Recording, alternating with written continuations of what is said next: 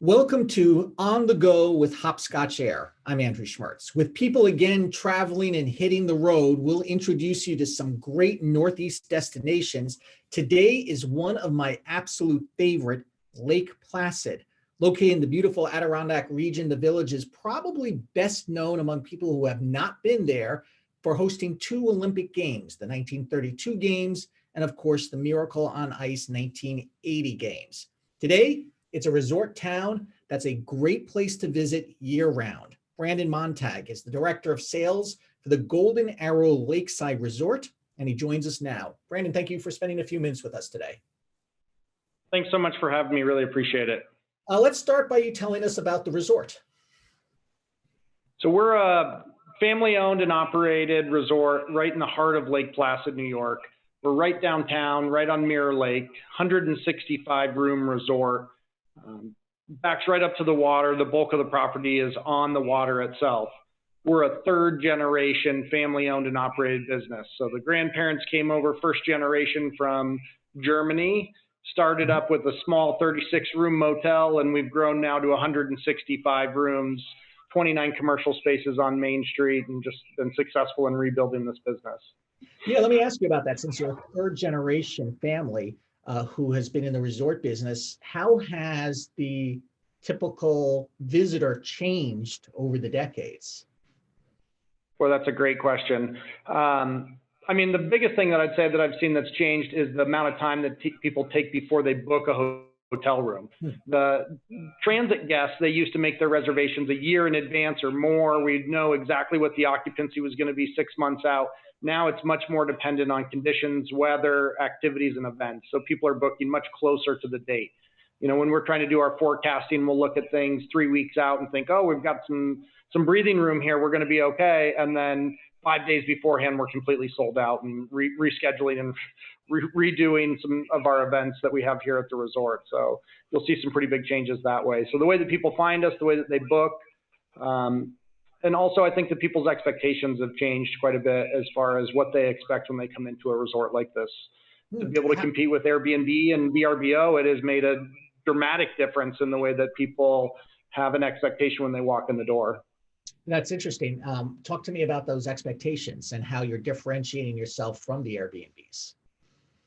You know, the most important thing for us is that we're a full service resort. So people are going to want to see amenities that come from the resort here. They want outdoor fireplace. They want paddle boats and stand-up paddle boards. They want to be able to go dog sledding out on the ice in the winter.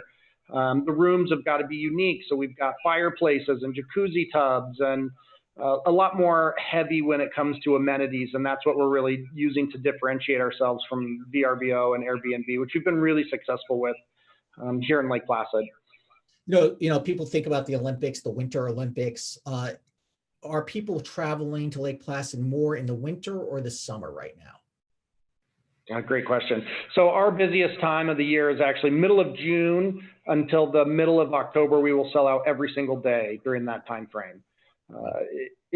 Most people would think that we're going to be heavier in the winter, but the winter is actually our breathing season. So in the shoulders, November and April, that's when we're down for construction. That's when we're doing deep cleans on hotel rooms and getting into our project season. Heart of the winter, we're activities and also event-based. So you'll see a lot of hockey tournaments that take place in Lake Placid right on the Miracle on Ice.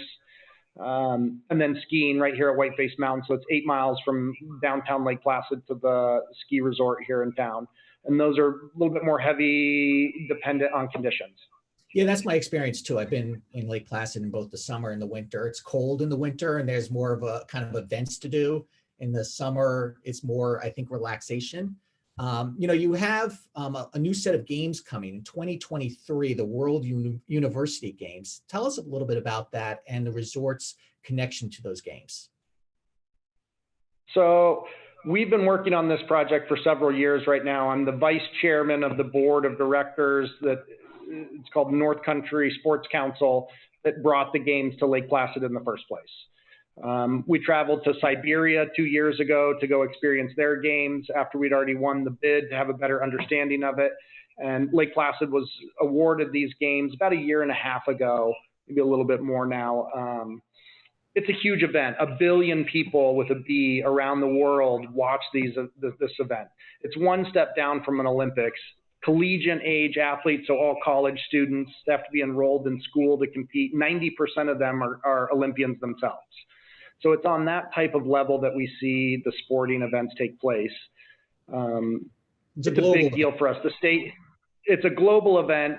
The state has been phenomenal in helping us to revamp all of our Olympic venues. So they've spent hundreds of millions of dollars updating all of this infrastructure, from the ski jumps to Mount Van Hovenberg. The cross-country ski center up there has a brand new lodge right in the middle of it. They've redesigned the entire course. The luge track has all gotten redone. We actually built a mountain coaster right next to it, so you can come summer or winter and still be able to have that experience of doing bobsled or luge.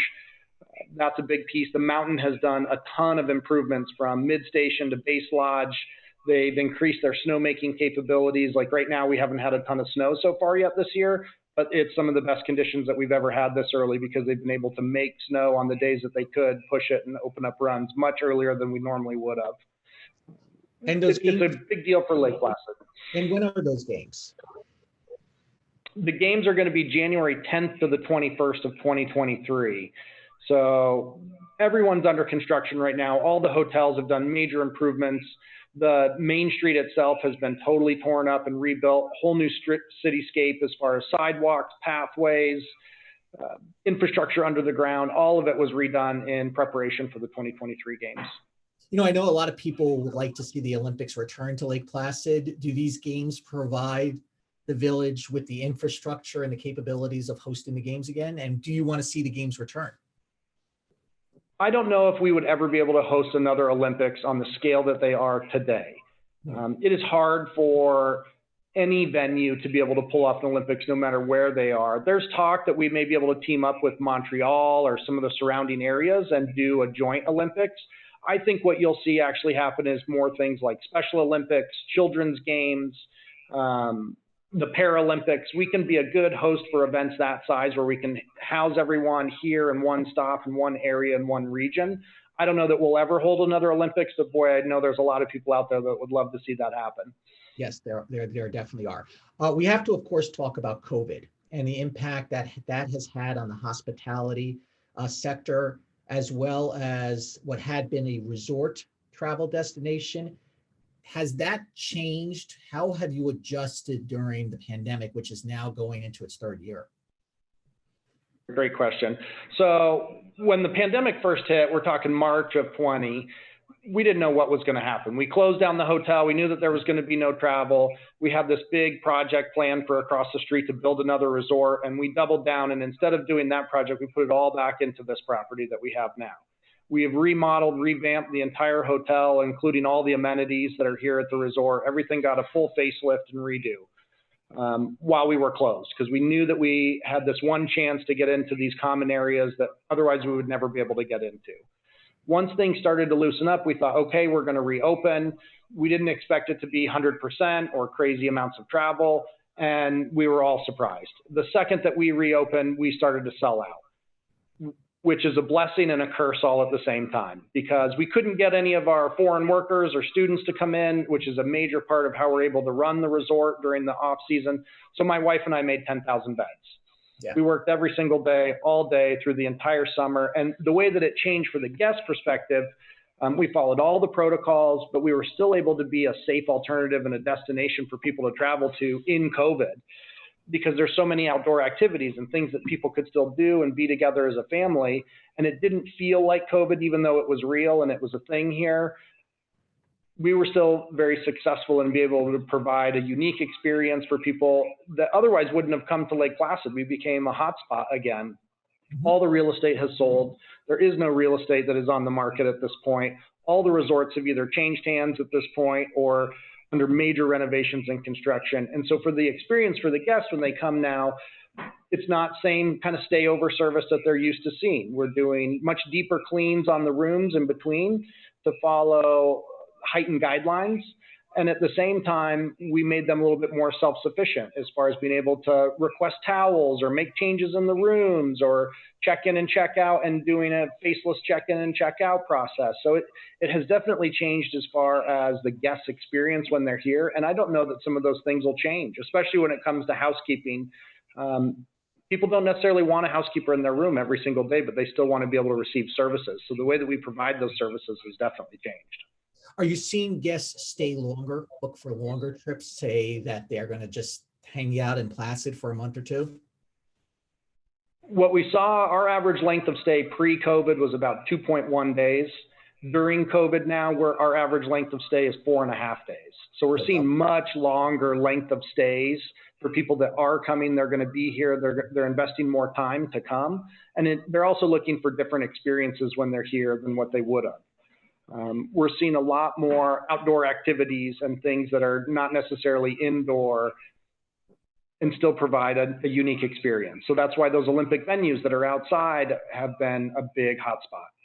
Where do people travel from to get to Lake Placid? I know that there's a lot of New York City people go, but where are your customers and guests coming from these days?